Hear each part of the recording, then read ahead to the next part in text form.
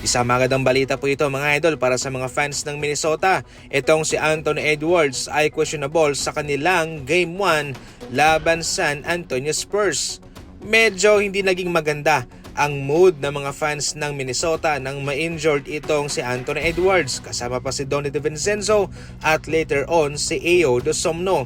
Pero napaka-espesyal ng kanilang ginawa sapagkat nagawa nilang makaabante sa kanilang series mga idol laban sa Nuggets. Ito ay nagbigay pa ng maraming araw para magpagaling itong si Edwards. Ngayon, hindi naman sa ating minamaliit ang kanilang kakayahan, pero so far ay ang Spurs po ang mayroong malaking chance na manalo sa kanilang series. Pero despite sa ating basihan ay hindi po natin dapat na i-rolled out ang kakayahan nitong Minnesota. Sabihin na lang natin 60% sa Spurs, 40% sa Minnesota. Yan ang kanilang chances na manalo sa labang ito.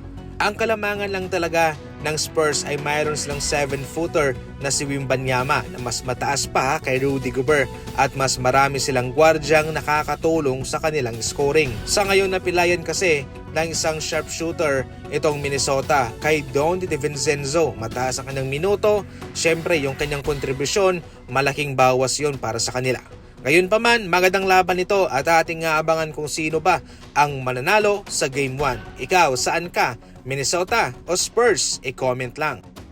Samantala, sa isang interview, hindi natitinag itong si Jake LaRavia sa kanilang kalaban na defending champion OKC Thunder. Ayon pa mismo kay Jake LaRavia, magaling naman daw talaga ang OKC Thunder. Hindi maitatanggi yan. Nandyan yan sa kanila. Yan ang kanilang identity. Pero hindi ibig sabihin na ikaw ay takot na sa kanila. Pwede mong respetuhin ang kanilang kagalingan, pero dapat huwag kang magpadala sa takot. Dapat huwag mo silang katakutan. Dapat hindi ka magpapasindak. Yan po ang naging mindset nitong si Jake LaRavia mga idol sa kanyang interview. Kitang-kita mo ang kanyang aura, napaka-positibo at makakaapekto yan para sa kanyang mga teammates.